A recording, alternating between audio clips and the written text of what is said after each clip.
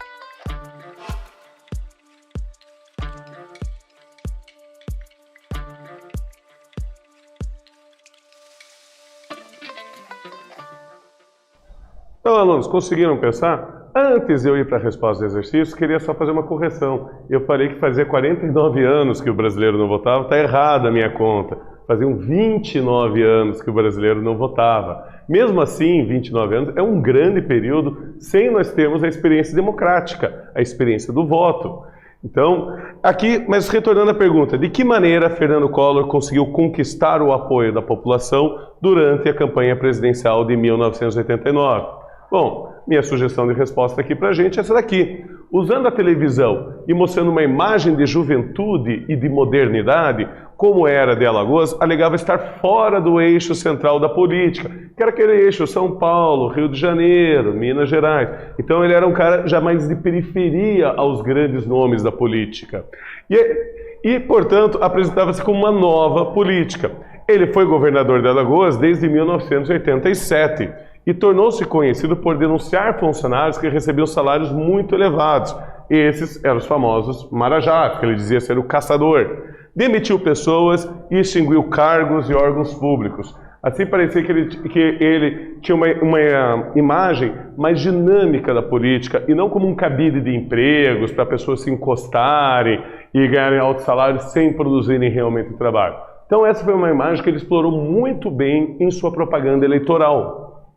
Mas uma vez no poder, como foi o governo Collor? Bom, ele lançou no poder o Plano Collor e implementou uma série de medidas impopulares, como o congelamento de preços e salários. Isso aí dava muito problema, principalmente para o comerciante e também para o trabalhador, que não tinha o devido reajuste do seu salário, e o comerciante, que não tinha o devido reajuste do seu poder de vender o produto, de acordo com as leis do mercado. Confiscou todo o dinheiro acima de 50 mil cruzados nas cadernetas de poupança. Isso aí gerou uma crise muito grande para ele. Esse confisco, o dinheiro estava bloqueado, você não tinha acesso àquele dinheiro que você tinha guardado. Aumentou os juros e começou uma política de privatizações de empresas públicas e também de redução de impostos sobre produtos importados, permitindo aí que empresas estrangeiras começassem a vender produtos para o Brasil, não necessariamente se estabelecendo aqui, mas vendendo para cá, a preços mais baratos, o que criou uma confusão com as empresas nacionais, que já produziam e tinham uma certa proteção do governo para produzir de acordo com seus custos. Então aí ele mexeu com vários filões da economia e criou uma crise econômica muito grande no Brasil. Com essas medidas, a economia brasileira entrou em recessão. Recessão é quando a economia não cresce mais, ela está estagnada, está no 0 a 0 ou está diminuindo ainda, isso que é o pior. Então, isso aí é o que vai acontecer por aí. Além de todo esse problema, a insatisfação popular aumentou com a explosão de uma série de escândalos políticos. O maior desses escândalos políticos foi a descoberta em 13 de maio de 1992 do esquema de PC Farias. O esquema PC, Paulo César Farias. Em que foi descoberto uma vasta rede de corrupção liderada por esse empresário, amigo e tesoureiro da campanha de Fernando Collor de Mello. Comprovou-se então o envolvimento do governo com um grande esquema de corrupção. Isso vai gerar aí muitos problemas. A economia vai mal e o governo está envolvido em escândalos de corrupção. O que isso vai resultar? Num movimento no Brasil conhecido como o movimento dos caras pintadas. A população brasileira reagiu às notícias, promovendo grandes manifestações e exigindo o impeachment de Collor. Entre os manifestantes havia um grande número de caras pintadas, jovens, principalmente estudantes secundaristas e estudantes universitários, que pintavam o rosto com as cores da bandeira nacional, protestando contra a falta de ética na política e no governo de Fernando Collor de Mello. Então, essa foi uma manifestação muito grande em todo o território nacional, se espalhou pelas mais diversas sociedades. Mas vamos aqui para mais uma atividade da nossa aulinha de hoje, em que eu pergunto, observe a imagem ao lado. Ela representa um movimento popular importante do ano de 1992. Como se chamava esse movimento e o que eles defendiam? Vocês vão ter um tempinho aí para pensar e eu já retorno.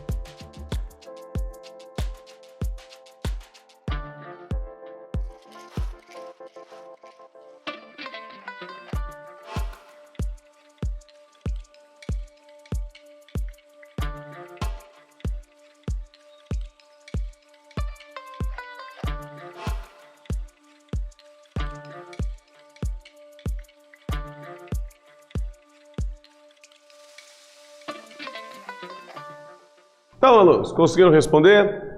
Como se chamava esse movimento e o que esse movimento defendia, que está representado por essa foto?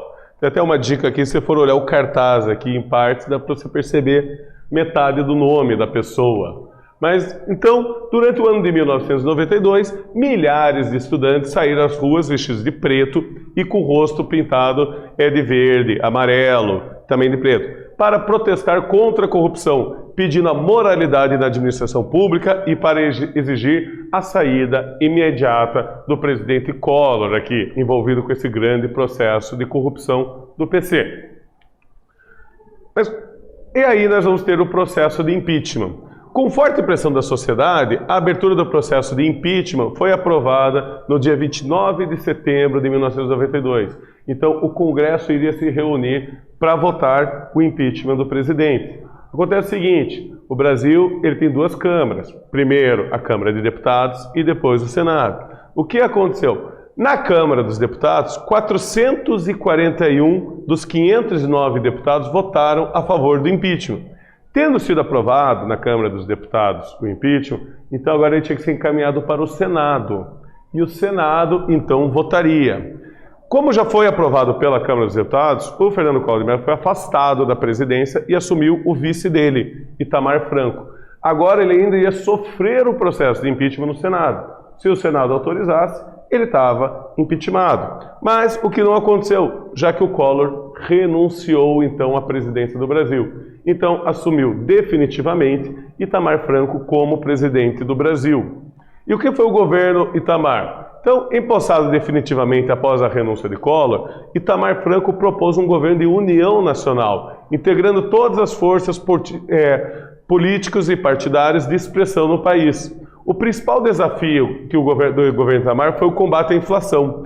E para isso, escolheu o sociólogo Fernando Henrique Cardoso como ministro da Fazenda. Então, depois dessa grande operação do impeachment do Collor e de trocar de presidência, o Itamar Franco ele procurou fazer um governo mais de união, independente do partido, mas unindo políticos proeminentes, políticos importantes, para fazer um governo aí mais pacífico em toda a sociedade. E coloca essa pessoa aqui, que é o Fernando Henrique Cardoso, como ministro da Fazenda. Principal objetivo, combater as altíssimas taxas de inflação que nós tínhamos no Brasil. E qual vai ser a estratégia de Fernando Henrique para isso? Ele vai criar um novo plano econômico. No final de 1993, Fernando Henrique Cardoso iniciou a implantação do Plano Real para estabilizar a economia. E a nova moeda só começou a circular em 1º de julho de 1994. Importante ressaltar que, ao contrário de outros planos econômicos que foram feitos ao longo do governo Sarney e do governo Collor, esse plano econômico não teve uma mudança abrupta de moeda. Ela foi uma mudança muito lenta, você teve a unidade real de valor para ir trocando a moeda pouco a pouco. Foi de maneira transparente, não foi através de um decreto, foi bem pouco. E isso tornou ela bem sucedida. Ela inicialmente foi recebida com ceticismo. Mais uma moeda, mais um plano econômico, mas o plano foi bem sucedido. A inflação foi reduzida e, ao mesmo tempo, o poder de compra da população aumentou, graças a esse plano. Aqui a gente tem ilustrado uma nota de R$1, que hoje é quase que uma raridade você ter uma nota de R$1. Mas ela se torna aqui o símbolo aí desse novo projeto econômico do Brasil, muito bem sucedido no combate à inflação. Mas vamos para a última atividade da nossa aula de hoje. Durante o governo de Itamar Franco, foi estabelecido um novo plano econômico, o Plano Real. Quais as consequências desse plano econômico para a sociedade brasileira? Vocês vão ter um tempinho aí para pensar e eu já retorno.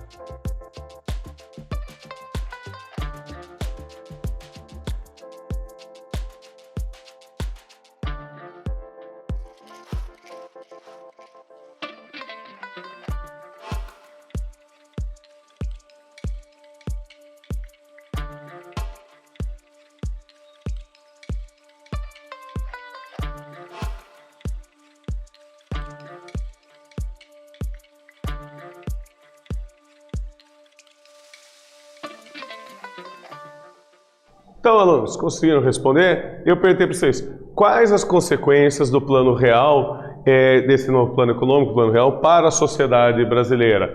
Minha sugestão de resposta aqui é essa. As consequências foram positivas, tendo em vista que o real conseguiu estabelecer um maior controle da inflação e garantiu o aumento do poder aquisitivo da população em geral. Então acabou se tornando um plano muito bem sucedido, entre tantos outros planos que nós tivemos na história do Brasil, e isso garantiu mais estabilidade e confiança para o povo brasileiro. Mas então o que nós vimos na aula de hoje? O contexto de crise no fim dos anos de 1980 e a eleição de Collor. As medidas econômicas impopulares de Collor, os seus escândalos de corrupção que determinaram o impeachment do presidente e o governo Itamar com a adoção do Plano Real, que vai ser bem sucedido numa tentativa de estabilizar a economia brasileira. Então, eu gostaria de agradecer a todos por mais essa aula e até a próxima.